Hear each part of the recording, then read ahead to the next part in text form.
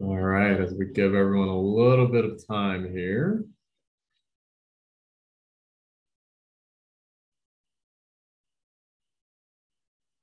Okay, we have about 8 or so folks joining us right now. We'll give just a few more minutes as they're transitioning.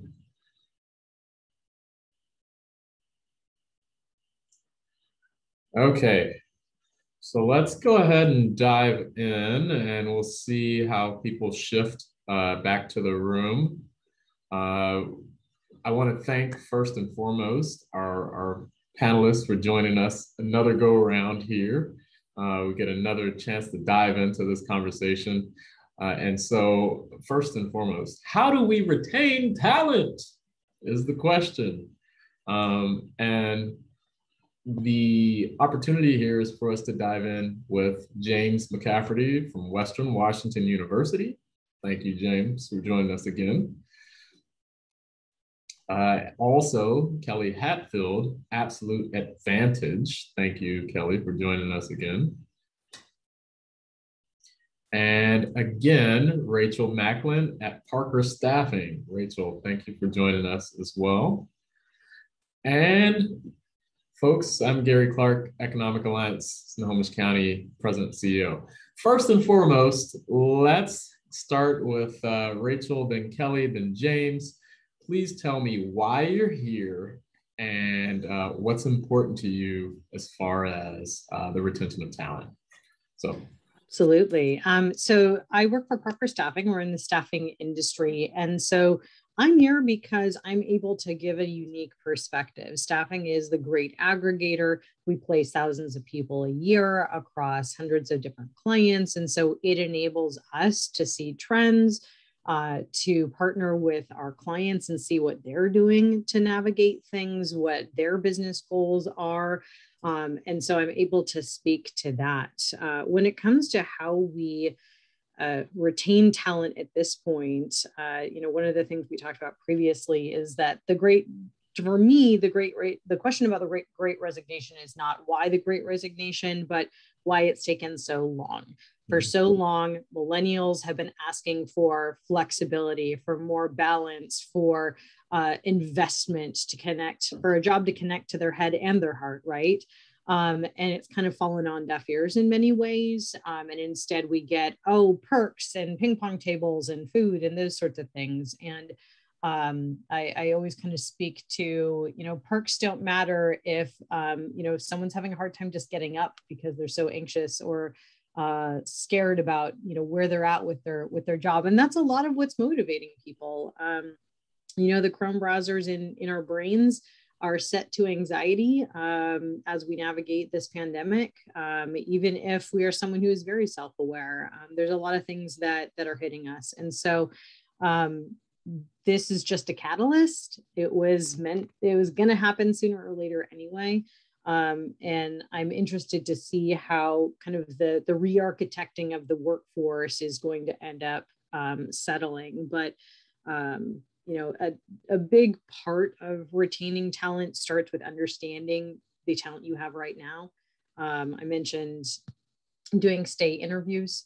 That's a huge piece of retaining talent right now, understanding what's happening with your people, what's working for them, what's not, getting them invested and embedded into your business more. And that all starts with understanding their perspective.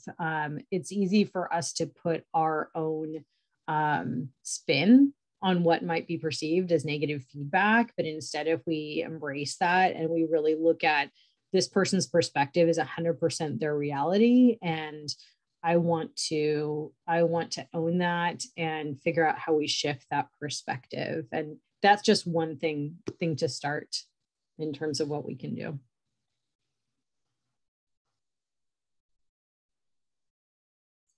All right, Kelly, go ahead and dive in. I'm sorry, I forgot the order. It's like, is anybody here? Hello, my name is Kelly Hatfield. I own 2 local staffing companies, but I also own a leadership development company here in Everett. And so I'm going to look through that lens. We've got Rachel covering the staffing side. I'm going to look through the lens of the leadership side. And I think, and why I'm here too is gosh, you can't put this whole ripple effect, like the idea that if somebody's in the perfect job for them and they're satisfied and fulfilled at work, the impact that that has on the company and how the company is able to thrive as a result of that, how then the community is able to thrive, it just ripples throughout. When, so this idea of career and company and your employees are your company. Without them, you don't have revenue. And oftentimes they're looked at as a piece of the puzzle, but sometimes secondary almost. You're looking at the bottom line, and you're looking at, and you're not thinking about people. And so one of the things that I really recognized through the different clients that I work with and through what we were hearing is the companies whose leadership, and let me back up. People don't leave companies typically, they leave leaders. So the individuals who were challenged as leaders going through this, and you know what, it was an uncertain time. We'd been whacked upside the head. It was just it was panic. And so I think for those leaders that didn't do a good job of connecting with their employees, of being vulnerable and saying, listen, I don't have all the answers, we're going to get through this together, who were really attentive to their employees. If you didn't have that level of leadership, they're feeling the impact of that now, of not showing the degree to which they were cared, their employees were cared for, because that's the bottom line. Employees want to know that they're wanted, needed, and that they're cared about. And I think one of the things that happened for the first time, this workforce, in seeing a downturn like this, saw that they were expendable, that they were replaceable, that when the faucet turned off, so to speak, and many were left without a job, they were laid off, and they thought, well, wait a minute, they've had this sense of loyalty. And now it's like, that was a false sense of loyalty, because this really was just about business. And I think that, again, if with the right leadership, helping transition through, that wasn't the message that was sent. But for many who hadn't navigated a time like this before, that was the message that was sent. And so the companies that struggled with that are the ones that are suffering more now as a result of that. They're losing more employees. And so leadership is really the place to start, in my mind, and looking at the leadership of your company, yourself as a leader. How can you be showing up differently? And we can dig more into and talk more about some of the tactics, but I'll let James go ahead and take it from here. Great. So I'm going to contribute today from the lens of being an economist. And so I'm going to tell you that I spend most of my time looking at labor data and looking at it from within regions and within the state and within the national levels, and understanding what's going on within the labor market. And I can be honest with you and tell you that most people have no idea what's really going on in the labor market. It's very misunderstood because it gets complex and it's fat. It's hard to get your hands around it. There's a lot of things to look at, and it's going to fight you for what you perceive based on what that is. So, for example, when we look at workforce participation rates in the United States, workforce participation rates have been dropping for a long time. Fewer people have been working as a percent of total population. That's a different metric than unemployment. Unemployment, the math there is a little bit of dark magic on how we calculate unemployment rate. You can have a very low workforce participation rate and a very low unemployment rate. And it just means people aren't looking and actively engaged in the labor market. And that's what we've seen in the United States for a long time, is this workforce participation rate. Our workforce participation rate, it's easy for me to say, is not that far off from where we thought we might be at this point. We just didn't expect the big elevator ride. And it was sharp, sharp down, sharp up, and here we are, close to trend. And so we've got, again, no one likes change, especially change that happens really fast, to do that. And so we get stuck in these conversations about wages. And so as we talk today, we're going to talk about wages, but I want you to substitute anytime someone says wage. I want you to think about compensation package, that it's much more robust, because you can pay someone a very different rate than their peer might be in another company because you offer different types of benefits that are attractive to them. And so when you think about retention, you want to think about what's important to the people that you have and you want to keep, and build your retention plans around that kind of personalities. Okay, so let's dive into that a little bit more. As we're seeing the Great Resignation, why are people leaving their jobs? Is it because they don't have a great compensation package? Let's start with Rachel, and then Kelly, and then James again.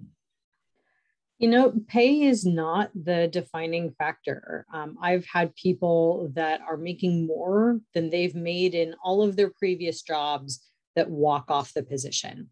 Oftentimes it's due to mental health, to be honest. That's a lot of what we're hearing right now, is just people struggling to navigate their mental health, especially when we are in these digital silos. And there are a lot of wonderful things that work from home brings, but especially if a person is in a position of having to deal, like customer service is a great example. They're dealing with a lot. They're absorbing so many human problems in addition to dealing with their own human problems at the same time, that their ability is just the system starts to like throw error codes and they just say, nope, I can't do it. And they walk away. And so the adulting factor, even across more seasoned candidates, you know, I've heard crazy stories of people just noping out of circumstances that they never would have before. And so if we just consider that people's threshold of being able to navigate challenges that we might think as leaders are easy because we lean into them. That's why we're leaders. We lean into the problems, we tackle them, we roll up our sleeves, and we're already neck deep before you can blink. These are not always people that are used to that, especially if you haven't embedded them in the business. So normalize problems, help them build good guardrails, help recognize that, you know what, today was a bad day, but that's okay. Like, it's okay to not be okay. The more we can normalize that, because anxiety, mental health, we're talking about it more, but it doesn't mean we're still normalizing that in the workplace. If people have to bring in their game face, their work face all the time, and there's this kind of the whole bring your authentic self to work that we hear.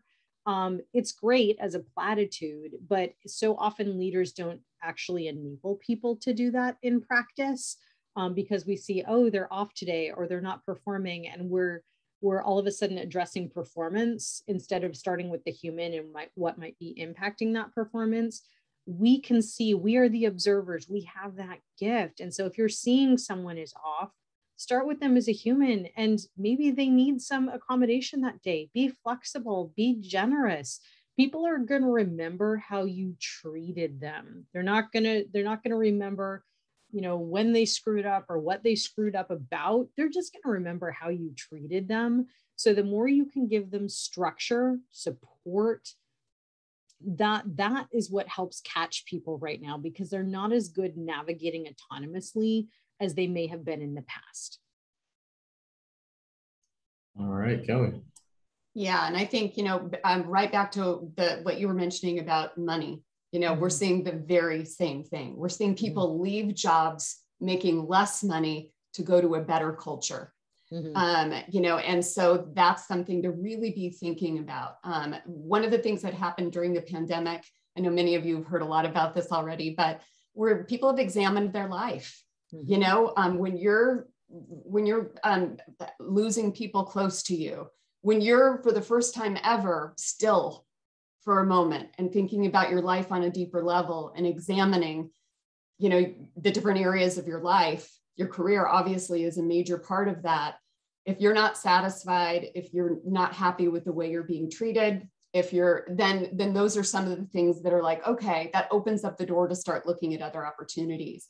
I think the other thing that has been a challenge and has contributed to this is employers being stuck with the way they've always done things. And even though we were forced to switch fast and to, I don't know, there was this false sense of like, well, as soon as things get back to normal, as soon as it's like, well, why do we need them to go back to quote unquote normal? There were some things that, as awful as this was, it helped us reimagine our businesses and pivot. And so it's interesting how quickly we start to get back into those old ways, the ways that we've been doing them, or that closed thinking that, hey, this is the way we've always done it, or no, we're not going to work remotely. Everything's opened up right now. We want people back in the office as much as they can, or for, and it's like, well, wait just a second here. Have your employees be part of the solution. Listen to what they have to say. They are a wealth of information, and they may say a lot that you're not excited to hear. Be prepared when you ask. Be prepared for what they share. But they will help you navigate this, and they have their pulse on the thumb of what's going on. If you just tap into that wealth of knowledge, you hired them for a reason. Let them help you through this challenging time that we're in. Listen to them and be open to their suggestions. Just because you've always done something one way, if there's anything this pandemic taught us, is that doesn't mean that that's how you have to continue to do it. And so open your mind and be flexible, because those companies that are being inflexible, that are going back to that way of thinking, those are the ones that are losing them at a rapid rate right now. And again, just culture. All right. Thank you, James. I'm going to say it's the complexity of the why, right? I mean, you just heard at least a half a dozen, if not a dozen different reasons why people are choosing to leave their jobs. And some of those people are choosing to leave the entire workforce altogether. Some of the people leaving the workforce, it's going to be a short-term phenomenon for them. They're feeling particularly wealthy right now. They're feeling particularly secure in being able to find another job if they want to go do some training and come back, or just take a break. I mean, who can blame them for that? That you have a certain wealth effect with folks, and so that will change with some time. And so some folks will come back. We've seen baby boomers retiring at a very high level, much higher than we expected, which is contributing to that workforce participation rate that I was talking about. So see some things. We also have a high chance people are going to get bored.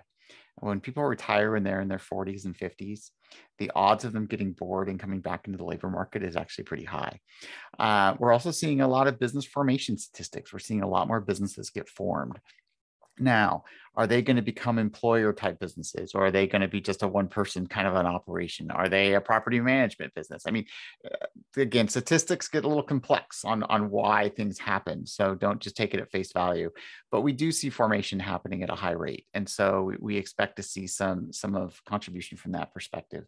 And, Kelly's right. This whole back to normal philosophy and nonsense has been fun from the beginning, because you don't get to go back to normal. You go forward. We go forward and normal will look different. And people are going to create and vote with their feet in a lot of real ways. And are voting with their feet. There's a reason that Amazon decided to pull their people back into work remote and hybrid scenarios and not demand that everyone come back to their workplace. They're very concerned about losing some of their workforce. And that's a very real problem for them if they do. So they embrace that. RAI abandoned a huge new headquarters building before they even took possession of it. Ironically, it was Facebook that bought it, which is, that's just endlessly ironic to me. But we're seeing companies come to reality with this and think through this. And so businesses have to really think about their culture and their what makes them in thinking about how we're going to retain folks. All right, James, I'm going to throw it back to you. And so each of you have mentioned a little bit about ideas, concepts, or thoughts on retention. James, what are your thoughts on best practices or options that might benefit employers on retaining their workforce? I would say, from a strategy perspective, listen, talk to your current employees, understand what's going on, talk to them more than on an annual basis, right? Talk to them quarterly, talk to them monthly, just continuously listen to what they're telling you. When someone seems unhappy, find out what is it about their job that's making them unhappy. Think about how to reshuffle. I worked with an employer once that every time somebody left, it was a small employer. Everyone brought their job descriptions to a meeting and everyone got to horse trade different things out of their job descriptions. And then they hired the person for the job that was left, and obviously there's core functions that you couldn't, if you were the accountant, you couldn't give up your accounting, but it was fun. It was fun to watch them do it because they would show up with 3x5 cards with different pieces of their job descriptions and just start moving them around. And it was just part of their culture. Like, this is how we reinvent. This is how we adapt. So think about creative things that you can do, because it's not about the money typically.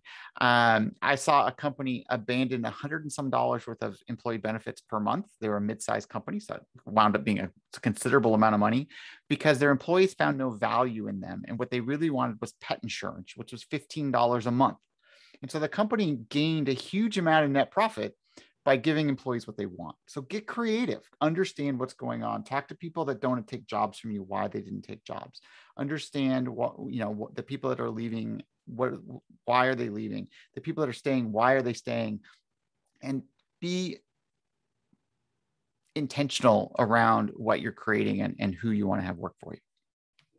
All right, I'm going to throw it to Kelly this time, and then Rachel last. Same question. Will you refresh my memory? Oh, best practices. Got it. Yes. Retention. I spoke about this in the last breakout session, and I'm gonna do it again because I feel like it's something important and an important piece of the puzzle that we miss. James just mentioned exit interviews, and those are critical. And I think Rachel earlier mentioned stay interviews. But these exit interviews and learning why your employees are choosing to leave. And do done correctly, and in a really trusting kind of environment, and in a help, like, phrasing things the right way, you can get a wealth of information during these exit interviews. And the thing here is, we've heard of that concept, the boomerang effect. You want to be thinking about that in your exit interviews as your employees leave. And again, I know we're talking about retention, but this is part of a retention strategy, because the information you're going to gain from these employees that are leaving are going to help you improve your culture. But here's the thing to consider. When you're doing that exit interview with them and they're choosing to leave, a lot of the times employers will have this whole mindset that, you're dead to me if you're leaving, that kind of a old school kind of way of thinking, but if you can be their champion on the way out, if you can be that person that's like, hey, I'm just so excited for what the future holds for you. I hope that you'll stay in touch, having that kind of a parting. And then you take that information that you glean and start making some changes in your organization, start addressing some of those issues to improve your culture. And then guess what? It's easier to go back to that employee and recruit them back to your organization by saying, we heard you. And here are some of the things that we've done to address some of the issues, and and whether maybe they come back on their own, leave the door open, because the really great thing is they've gone somewhere else, they've acquired new skills, and now they're coming back to you as more enriched employees, and that didn't happen on your dime. You know what I mean? So I think having a different mindset that when people do leave, it's an opportunity. And it is a longer view from a recruiting and a retention strategy, but it's an opportunity versus, cut them off kind of thing. All right. So that's the main thing. All right, Rachel, what's your lens here? Yeah, I agree with Kelly in that perspective. Having been in this industry for so long, it has a long memory. And so the more you can keep doors open, that's a really big deal. If you can build growth plans for people too and actively accelerate them. So it's kind of like focusing on the human and look for opportunities to remove bureaucracy. Business agility has been so important over the course of the past year and a half, the ability to see what's happening in the market and go, you know what, we need to snap to this really quickly. Or if you have really good talent, assume that they are being recruited right now. That is the biggest thing. We have such an internal lens of like, oh, if I take care of my people, it's all going to be fine. Assume they are being recruited. And so if you could put them on a growth plan, if you can lock them in, I gave an example last session of how we took our top performer and we fast-tracked her promotion so that when she reached out about it, I was actually able to get it approved same day and announce it first thing the next day. And so that also comes into generosity. If you can make things work, it always surprises me how much like a relatively small delta of whether it's, salary or what have you in the bigger picture, people get so tunnel vision about it. But this is the band or this is the thing. Okay. what's the cost if you lose that person in your time, in your training, and like that is going to be astronomical. I would rather not look into that particular abyss. I would rather give a top performer what they're asking for, make them feel incredibly valued, and then shower them with love and flowers and chocolate or whatever they need, frankly. So that, and then they also they feel like they have a stake in your business. So the more you can embed them in your business, the more you can come down from the command tunnel and actually like be on the deck with them and embed them in your business and help them come up with solutions. You're going to empower them to be just better members of our workforce, be future leaders too, and actually have more stake in staying. All right, so we're down to our last few minutes. This means you each get a chance to give some closing remarks. James, we're going to start with you, and then Rachel will follow to you, and then Kelly, you get to wrap it up. So James, take it away. I would just come back to listen, right? Listen and understand what's going on, and be intentional around who you're trying to have be as employees. Think about ways to incentivize them to have that kind of affinity with your organization, find alignment, all those popular trendy words, right? Find ways to create that culture within your business, because not only will it help you retain people, but it'll also bring you new applicants. Thank you. All right, Rachel. I mentioned generosity. Generosity doesn't have to always connect to a dollar value. It can be your time. It can be your team's time. Someone taking time to mentor someone, to help them grow, just really approaching someone as a human, and looking at them holistically and saying, okay, how can I help you thrive, not just as my employee, but as a human, I think is a great way of starting. All right, Kelly, you see our 1 minute time. So yeah, no, I'll wrap this baby up. I'm going to go back to at the very beginning. Rachel said this. She said, and I love the quote, and I'm trying to think by Maya Angelou, which is people don't remember how, what you did, but they always remember how you made them feel. So when was the last time you said to your employee, thank you? Thank you so much for all of your hard work. Thank you for sticking with us. You matter. We need you.